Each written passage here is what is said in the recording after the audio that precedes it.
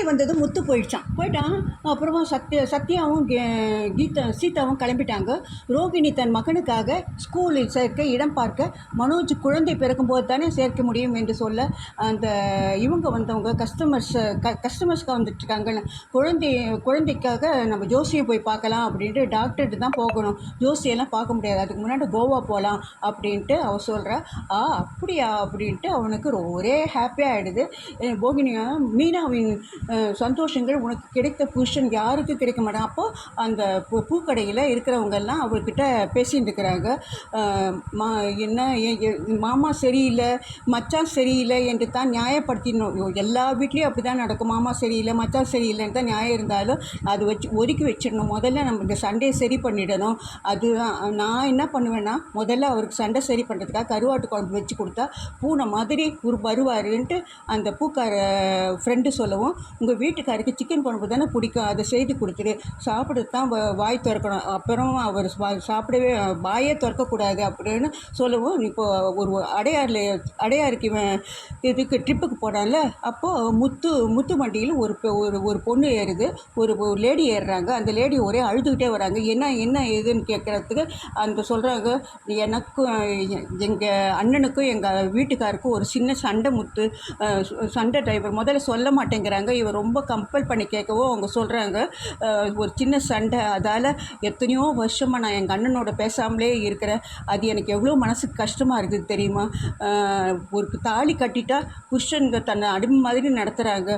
எங்கள் அண்ணன் தான் எனக்கு கல்யாணம்லாம் பண்ணி வச்சார். எத்தனையோ வருஷம் ஆச்சு எங்கள் அண்ணனை பார்த்து ஜிஹெச்சில் சேர்த்துட்ருக்காங்க. 4 நாளாக இருக்கிறாங்க. அவர் ஏதோ ஆயிடுச்சுன்னா அப்புறமா தான் நான் போய் பார்க்கணுமா அப்படின்ட்டு அந்த லேடி ரொம்ப குலுங்கி அழுவும்போது இவளுக்கு ரொம்ப கஷ்டமாக போயிடுது. அப்போது அங்கே வரான் டிரைவர் செல்வம் சொல்கிறான், டேய் முத்து, என்னவரா ஒரு மாதிரி இருக்க, இல்லை அங்கே ஒரு அம்மா ஏறினாங்க, அவங்க சொன்னதெல்லாம் எனக்கு புரியுது இல்லை, நீ உங்கள் சிஸ்டர்கிட்ட சண்டை போட்டது ரொம்ப தப்புடா அப்படின்னு சொல்கிறாங்க.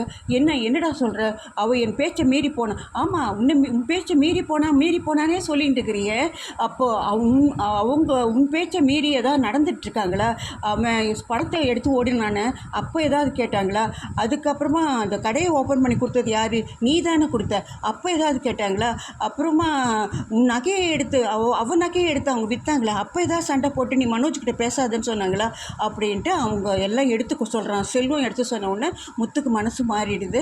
என்னதான் இருந்தாலும் என் பேச்சை டேய் விடுறா, சிஸ்டர் மாதிரி ஒரு நல்ல பொண்டாட்டி கிடைக்கிறதுக்கு நீ கொடுத்து வச்சுட்ருக்கணும் அப்படின்னு சொல்லும்போது, யார் வீட்டில் தான் சண்டை இல்லை அப்படின்னு சொல்லுவோம். முத்து வீட்டுக்கு ரொம்ப ஹாப்பியாக வரான். அதுக்குள்ளே இங்கேயும்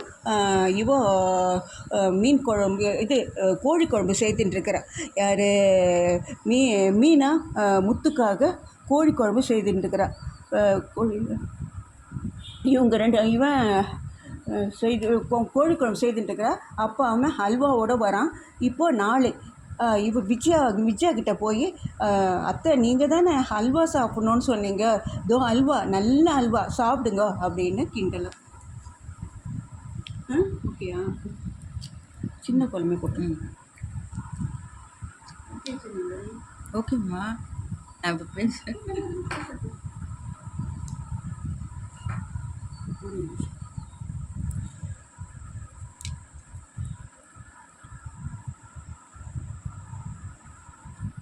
கொஞ்சம் புளிய போட்டு 6 ஏழுச்சு.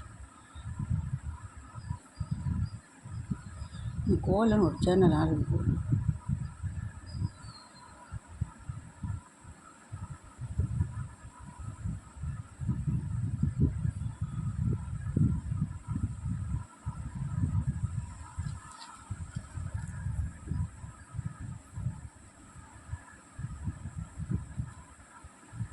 அவ்வளோ இப்போ